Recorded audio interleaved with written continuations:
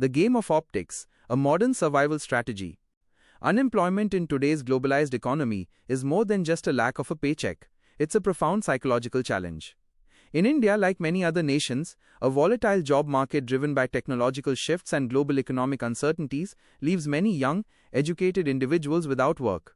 The stress of this situation, mounting bills, a sense of purposelessness, and the fear of a devalued skill set can be overwhelming.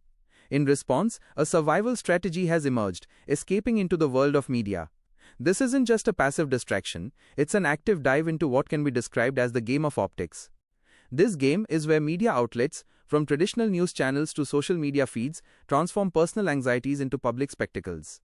The unemployed individual, feeling powerless in their own life, finds a new sense of purpose by becoming an engaged spectator in someone else's problems. The medium, in turn, provides this purpose by presenting every issue as a monumental event, meticulously crafting narratives of heroes and villains. This manipulation is the core of the game. The media's role manufacturing purpose and emotion. The media's primary tool in this game is the selective application of exaggeration and downplay. An issue like a minor political disagreement is blown up into a national crisis, creating a sense of urgency and importance. Viewers are made to feel that their attention and emotional investment are critical. This manufactured urgency serves a dual purpose. It keeps eyeballs on the screen and distracts from personal, often more pressing problems.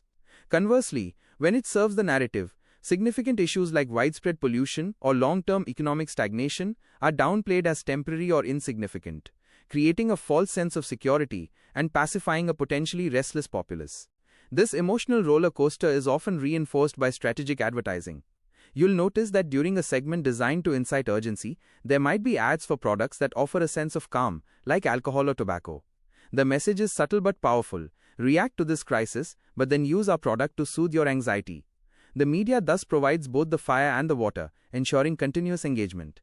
The creation of heroes, villains, and public division.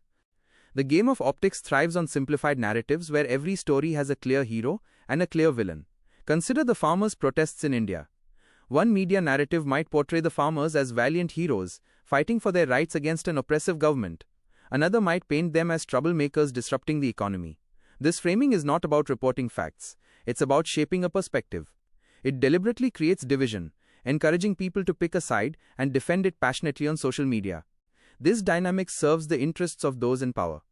While the average person is busy arguing with strangers online, the powerful are free to maneuver behind the scenes, pushing their agendas and passing legislation with less public scrutiny.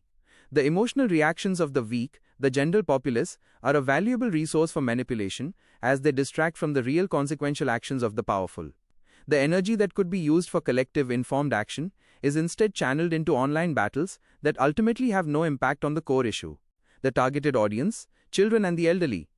The success of the game of optics depends on maximizing exposure, and no demographic is more valuable in this regard than children and the elderly.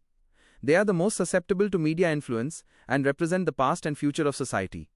Children, as future working adults and consumers, children are targeted with content that shapes their worldview from an early age.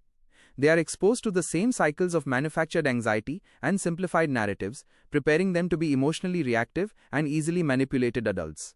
The poisoning of these young minds through media is a long-term strategy for social control. The elderly, old people are the repositories of a society's wisdom and traditions. By targeting them with content that preys on fears about security, health, and economic stability, the media ensures their continuous engagement. This not only keeps them hooked, but also makes them conduits of this fear and anxiety to younger generations, as their wisdom becomes tainted by the very media they consume. The source of the game: Western nations and platform control. The entire system is powered by a handful of entities, primarily social media platforms and major advertisers, that are overwhelmingly controlled by Western nations. These platforms are not designed to inform or empower, they are built to maximize engagement. And what drives engagement more than anything else? Anger and anxiety. It is not in the best interest of these platform holders for you to be educated, employed, or content. An informed, employed, and happy populace spends less time scrolling through feeds, arguing in comment sections, and clicking on ads. The design of these platforms actively rewards provocative, inflammatory content that makes users feel a sense of urgency and makes them want to run their mouth. This brings us to the final and perhaps most sobering realization of the game of optics. The passionate arguments, the shared articles, the heated debates, none of it matters. Your actions on social media platforms, no matter how heartfelt, are of no real consequence. They don't change policies, they don't solve problems, and they don't alter the course of events. They are simply data points, feeding a system that profits from your emotional investment while leaving you just as unemployed and powerless as you were before. The next time you feel compelled to engage in an online battle, remember, you are a player in a game you can't win,